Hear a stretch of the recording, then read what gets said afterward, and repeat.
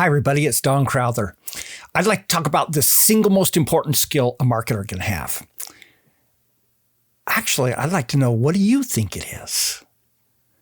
So the last time I asked this of a group of marketers, I got all kinds of votes. Number one, a lot of people said selling. And while I agree that selling is an important skill for a marketer to have, there's an underlying skill that's more important than that. Others said advertising. Others said the ability to write well. Others said the ability to communicate to groups. And whereas I think all of those are important skills, the single most important skill in my mind is the ability to put yourself in the shoes of your customer and potential customer. So the very, very first job that I had in corporate America, so I'd grown up running my own businesses and working for my dad's business and things like that, went and got my undergraduate marketing degree, later on got a graduate degree, an MBA, and went to corporate America, started working for Kimberly-Clark. My very, very first job, my very, very first day was working on a product called New Freedom. To the guys out there, that's like Kotex. And here I was, a person who, number one, had never had any personal experience in this particular area. Number two, I had no way of ever getting personal experience in it. And so I had to figure out how to get that knowledge, to be able to tap into where my audience's needs and interest and desires and frustrations were. And I learned a lot in that process. First thing was, the very first day, they gave me a stack about 3 feet high of research reports, of surveys, of focus groups, of all those kinds of things. Most of us don't get that when we start a job now, especially if we're running our own company. We haven't got $1 million worth of research that we can go through and read and find out everything that our customers are saying. So how do we get that knowledge if we haven't naturally come by it? And even if we have naturally come by it, almost all of us have forgotten what it was like to be a beginner. There are so many things that most of us don't even know about what it was like when we first started this, that we have to develop this skill, this talent, this capability of putting ourselves in the minds of our customer. So let's talk about some ways that you can do that. Number one, I believe you need to become a student of where your customer is. And by that, I mean, this is not just go take a class. This is, you are constantly focusing on what my audience is thinking, what they're experiencing, and what they're feeling. Those 3 things are the core of putting yourself in the shoes of your customer. What they're thinking, what they're experiencing, and what they're feeling. If you can't get in touch with those, then you're not yet doing your job. So how do you figure those out?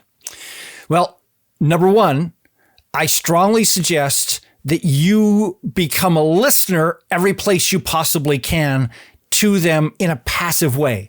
So an easy way to do this is social media. To go join the social media groups, the social media conversations, reading other people's pages and lists and following them and things like that, so that you're seeing these are the things that my people are talking about. The most valuable ones are a community where people are actively asking questions. What microphone do I use to create videos? Where do I put them? How do I get traffic to them? All those kinds of questions, those are starting to tell you what your audience is thinking, what they're experiencing, and in some cases, what they're feeling. Oftentimes you have to get a little bit deeper to get to that feeling. You have to read into what they're saying about what they're thinking and experiencing to be able to understand what they're feeling. So the first place is to look for the places that you can listen.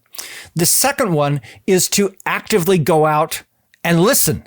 And by that, I mean, I believe that every one of us will be better marketers if we will have a literal one-on-one conversation with at least one, if not 3 to 5 people who are our potential customers every single week. One-on-one, not a group call, but actually picking up the phone and calling them and talking to them about what their needs and frustrations and experiences are right now. In many cases, that can be done simply by getting people to basically volunteer themselves to do that. So this becomes a lot easier as you get a bit of a name out there. When you've got a list of people and can say, hey, I need to talk to 5 people about their experiences in running webinars. Anybody interested, drop me an email, and you'll get a dozen emails in the next 2 hours of people saying, I'm interested, here's my phone number. And then you can simply call them up and talk to them. If you have not got that yet, then I suggest you go out to those places that you've been listening, go investigate, do some research on those people, dig until you find their contact information, and then contact them directly and say, hey, I'm interested in talking to you so I get a little bit more of an idea about where you are and what you're struggling with, and actually have some of those conversations. Now, many of you may have noticed that in those first 2 things that I gave, number 1, listening, and number 2, actively listening by actually calling them and talking to them on the phone, the one thing that I have not mentioned, which is probably what you most expected me to mention, was to do surveys to them. That is important. But most of us who are just getting started don't yet have an audience that we can go to get surveys done. And all of us who do surveys realize we only get a fraction of the information we really need when we get a survey back. And so most of us, surveys are a valuable tool. They're an essential tool. They're not the primary tool that we should use to try to tap into them. As you do this, actually record the insights, the recognitions that you get. I screenshot pages and put them into Evernote. I have files in Google Docs where I put comments that people have said to me. I actually record these conversations that I have, get them transcribed so I've got the actual words that people are using to express these frustrations.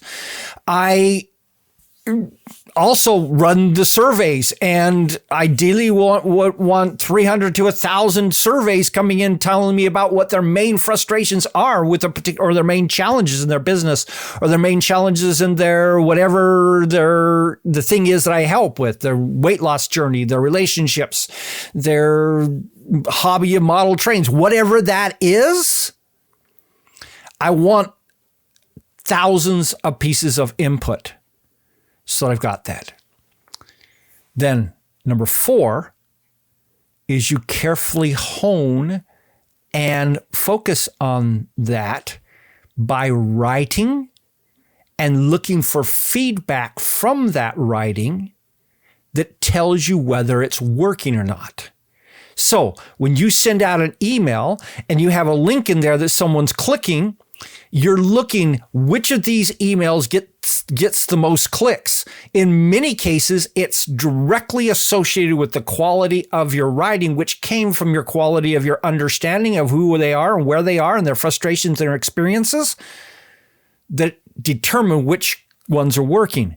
And so then go look at your analytics and say, look, this one worked 3 times better than these ones. How did I speak in this one? What did I talk about?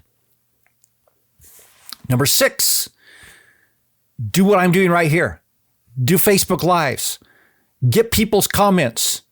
Pay attention to those people's comments so that you understand with their words where they're coming from and what they're saying. So that's 6. There's a whole bunch more. This is a lifetime pursuit. You're going to constantly be looking for things. You're going to want to do things like read your competitors' materials, read their emails, watch their Facebook Lives, watch their webinars, all the kinds of things that you can to get this information. And you're gathering it all into one place, putting it into physically written documents, as well as the biggest computer that you got. Get that into your brain so that you're learning to talk about how they feel, what they're experiencing, and what they're struggling with in a way that resonates with them. That right there is the single most important thing that you can do as a marketer. Work on that, and you'll be better. I guarantee it. This is Don Crowther saying, just go do this stuff.